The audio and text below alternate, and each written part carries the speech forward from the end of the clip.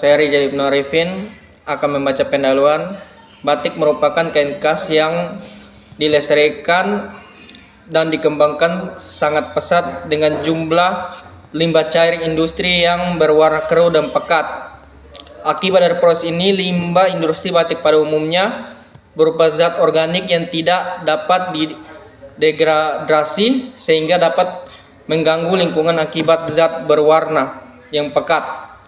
Kedua, pencemaran limbah industri yang merusak sungai sekitaran limbah pabrik dengan tanpa pengolahan yang baik, maka akan mengganggu sistem kehidupan makhluk hidup, membuat oksigen dalam air berkurang sehingga kehidupan dalam perairan khususnya ikan. Materi kedua yaitu alat dan bahan penelitian. Alat pertama yaitu UCV ukuran 40 dan 100, kedua memer oven, ketiga thermoline movie furniture, keempat UV5 spektrometer, kelima kertas saring Wattmann No 1 dan No 42, keenam steering board plate (thermoselin Cimar TM), ketujuh DO meter, ke-8 PA meter, ke-9 neraca atletik, ke-10 desikator, dan 11 dan gelas dan lain-lainnya. Yaitu kedua kita masuk ke bahan yaitu ampas kopi, air, aquades, 4 yaitu HNO3, ke-5 H3PO4, ke-6 ZnC12, ke-7 melite biru, ke-8 aluminium, ke-9 HgSO4. Saya Olympus Besi, NIM 24011200031. Yang berikut pembahasan. 1. Komposisinya. Karbon aktif dari ampas kopi HN03 atau A1, karbon aktif dari ampas kopi H3P04 atau A2, dan karbon aktif dari ampas kopi ZnC12 atau A3 dengan rendaman masing-masing sebesar 16,15%, 13,41%, dan 11,05%. Kadar air adalah karbon aktif ampas mengandung air tertinggi dan rendah. Besar kecilnya pH dari aktivator akan mempengaruhi jumlah air.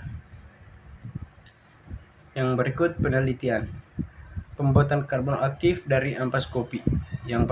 Proses yang pertama yaitu preparasi ampas kopi, di mana ampas kopi di oven 1 malam pada suhu 80 derajat Celcius.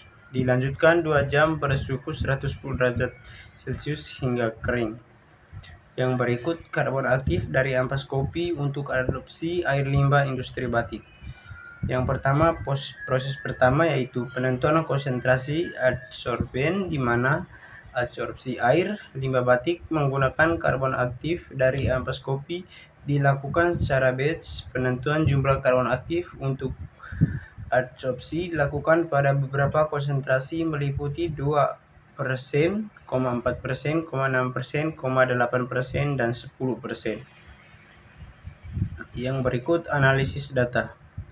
Data penghasil pengamatan dilakukan uji coba keragaman dan Duncan pada jenjang nyata 55% untuk perlakuan yang pengaruh.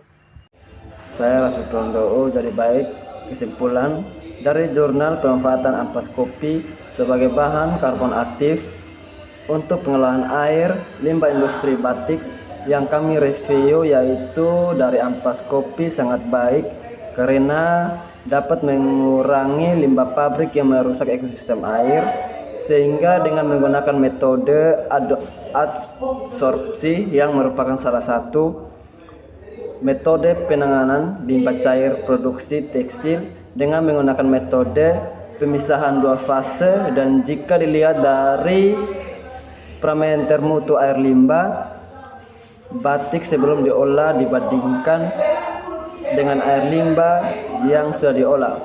Penggunaan adsorben ampas kopi dengan aktivator ZnCl2 mampu memperbaiki kualitas air limbah industri batik.